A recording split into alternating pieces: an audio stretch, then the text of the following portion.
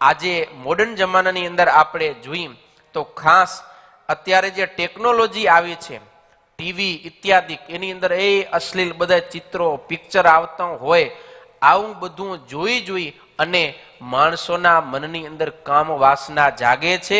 એટલા માટે આપણા નિષ્કુળાનંદ સ્વામી પોતાના કાવ્યની અંદર જોવાનો એક રૂપનો વિવેક બતાવ્યો છે. જો આપણી દ્રષ્ટિ નિયમની અંદર હશે તો આપણે આ કામ દોષ થકી બચી શકશું, પણ જો નિયમની અંદર નહીં હોય તો એક રૂપ દ્વારા માણસ વ્યભિચારની અંદર પડી જાય છે ને એના દ્વારા પાપરૂપ કર્મ થાય. એટલા માટે દ્રષ્ટિને નિયમમાં રાખવાની નિષ્કુળાનંદ સ્વામી વાત કરે છે. અરે રૂપની રીત અને કરે, જોવું સમજવું ને કરી વિવેક કરે.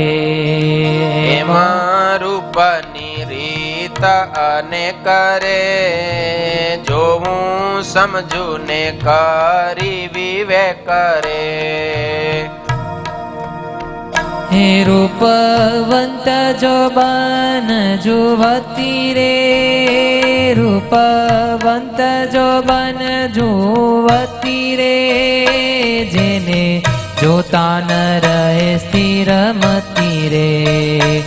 એમાં રૂપની રીત અને કરે, જોવું સમજવું ને કરી વિવેક કરે. રૂપવંત જોબન જુવતી રે, રૂપવંત જોબન જુવતી રે, જેને જોતા ન રહે સ્થિર મતી રે. રૂપની રીત અપાર રે, તેને જોવું તે કરી વિચાર રે. એવી રૂપની રીત અપાર રે, તેને જોવું તે કરી વિચાર રે. એવી રૂપની રીત અપાર રે, તેને જોવું તે કરી વિચાર રે.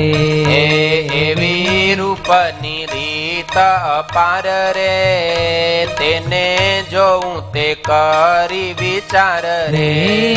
માટે નિયમ નયન માં ધરવું રે, માટે નિયમ નયન માં ધરવું રે, પણ પાટી નજરે ન ફરવું રે, પણ પાટી નજરે ન ફરવું રે.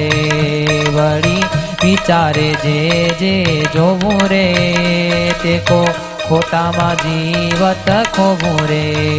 બળ વિચારે જે જોવું રે, તે ખોટામાં જીવત ખોવું રે.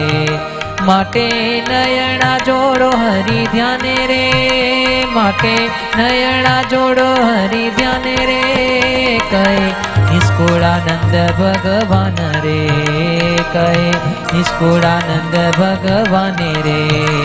એમાં રૂપની રીત અને કરે, જોવું સમજવું ને કરી વિવેક કરે. એમાં રૂપની રીત અને કરે, જોવું સમજવું ને કરી વિવેક કરે. જોવું સમજવું ને કરી વિવેક કરે, જોવું સમજવું ને કરી વિવેક કરે.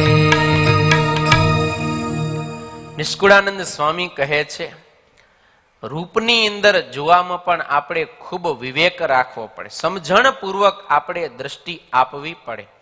અનેક પ્રકારના રૂપ છે, એમાં કોઈ રૂપવંત જોબન સ્ત્રીને જોવાઈ જવાય તો એને કારણે દ્રષ્ટિની અંદર વિકાર થાય, મતિ સ્થિર ન રહે, અને મતિ જ્યારે ડોલી જાય ત્યારે માણસ વિવેક શૂન્ય બને અને ન કરવાનું આચરણ કરી બેસે છે.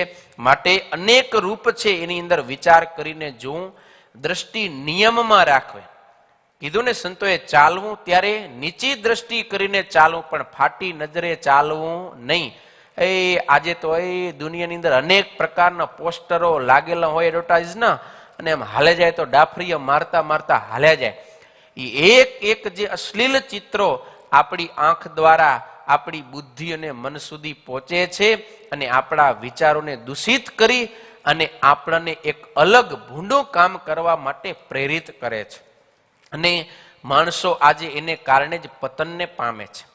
ટીવી બહુ મોટું એક ઉપકરણ છે વ્યભિચાર કરવામાં પ્રેરણારૂપ.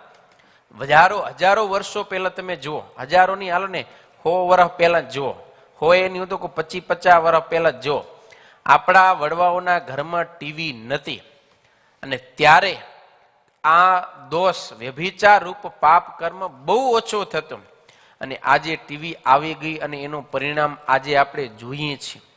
બળાત્કારો કેટલા વધ્યા છે અને સહમતિથી પણ આવી રીતની ક્રિયા થતી હોય એ પણ કેટલું બધું વધ્યું છે.